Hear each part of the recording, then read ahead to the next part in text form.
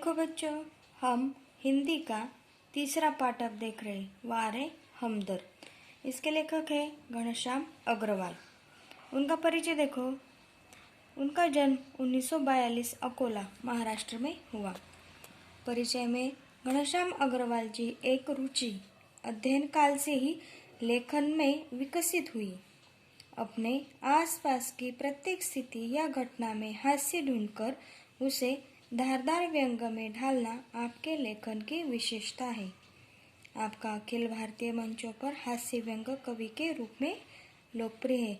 यानी कि वो कौन से भी घटना को क्या करते हैं, हास्य के ढंग पर उसे क्या करते हैं, प्रदर्शित करते हैं, या फिर उसे कोई दुखी घटना समझकर नहीं ढालते, या कि ताकि उसको क्या करते, वो हास्य व्यंग बना देते हैं।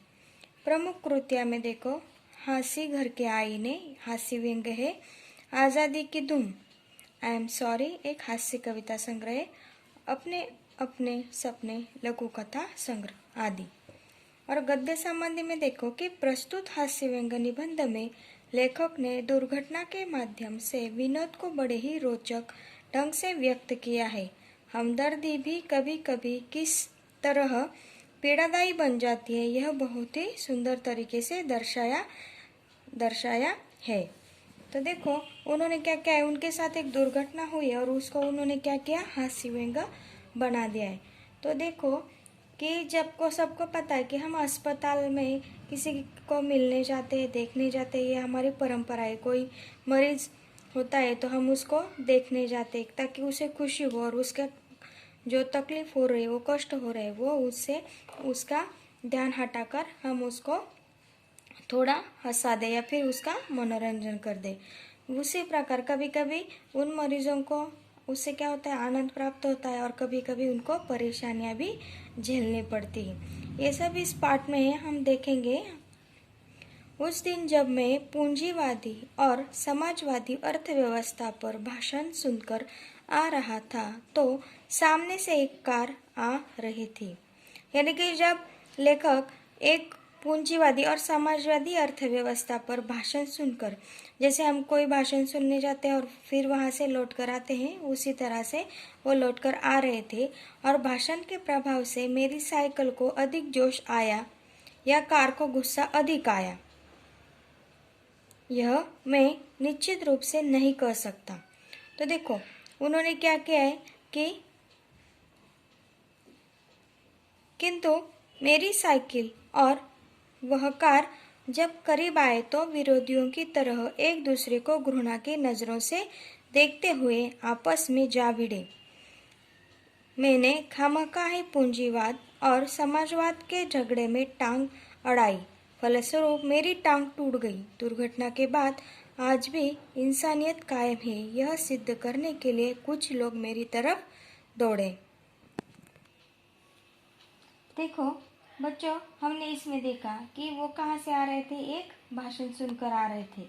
और जब वो भाषण सुनकर आ रहे थे, जैसे कि उनको लगा कि उनकी साइकिल को गुस्सा आ गया और या फिर कार को गुस्सा आ गया। जैसे कि जब देखो कार को गुस्सा आ गया कि वो साइकिल सामने से आ रही है और साइकिल को इसलिए जोश आ गया, जैसे कि उसने वो भाषण सुनकर उसको बहुत अच्छा लगा और वो इसलिए वो जोश में और कार गुस्से में आकर एक दूसरे से टकरा गए। जैसे विरोधियों को घृणा आती है तो वो एक दूसरे से टकराते हैं, भिड़ते हैं, उसी तरह से। और इसलिए उनको ऐसा लगा कि खामखा क्या किया उन्होंने कि पूंजीवाद और समाजवाद के झगड़े में टांग अड़ाई और इसका नतीजा क्या हुआ, उनकी ही टांग टूट गई।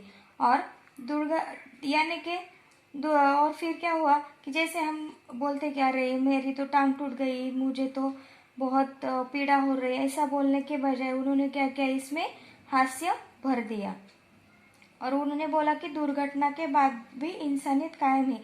यानी कि कुछ लोग तो जो थे वो क्या हो गए, जो एक्सीडेंट हो गया था तो वो देखकर वो क्या हो गए, उसके पास दौड़कर चले गए कि उनको उठाने के लिए। आगे देखो, आँख खुली तो मैंने अपने आप को एक बिस्तर पर पाया। इर्द गिर्द कुछ परिचित अपरिचित चेहरे खड़े थे। आँख खुलते ही उनके चेहरों पर उत्सुकता की लहर तोड़ गई। मैंने कराहते हुए पूछा, मैं कहाँ हूँ? यानी कि देखो, जब उनकी आँख खुली तो उन्होंने कहाँ पर पाया? उनको एक बिस्तर पर, और उनके इर्द गिर्द यानी कि आसपास कुछ परिचित अपरिचित यानी कि कुछ पहचान वाले नहीं थे, वो उनको दिखे। और उनके चेहरे पर उत्सुकता, जैसे कि कोई बेहोश हो, उसको होश आता है तो हम सब उत्सुक होते हैं। फिर भी उन्होंने कराहते हुए यानी कि अपने जो उनको दर्द हो रहा है उसी दर्द भरी आवाज में मैं कहाँ हूँ ये उनसे पूछ लिया। फिर देखो आगे, आप सार्वजनिक अस्पताल के प्राइवेट वार्ड में हैं। आपका एक्सीडेंट हो गया था, सिर्फ पैर का फ्रैक्चर हुआ है, अब घबराने की कोई बात नहीं है। देखो, सार्वजनिक का मतलब होता है सर्वजन, अर्थात सबके लिए। वो सार्वजनिक अस्पताल में उनको भर्ती किया था। वो कहाँ थे? प्राइवेट वार्ड में थे, क्योंकि उनका एक्सीडेंट हो गया था और पैर उनका फ्रैक्चर हुआ था। और उनको बोला कि आपको घबराने की कोई बात नहीं है। एक चेहरा इतनी तेजी से जवाब देता है, लगता है मेरे होश आने तक वह इसीलिए रुका था। देखो, ये जो घटना है उनके एक्सीडेंट की, उसने तो उसको आसानी जरा परेशानी में ही बता दी, लेकिन और उनको सहानुभूति भी दी कि आप घबराइए मत, लेकिन उन्होंने इसको भी क्या किया? हास्य व्यंग में ढाल दिया, जैसे कि वो इंसान उनका राह देख रहा है और वो कब आकर उनको बोले कि आपकी टांग टूट गई है, और यह वो बताने के लिए कब से वहां पर रुका था।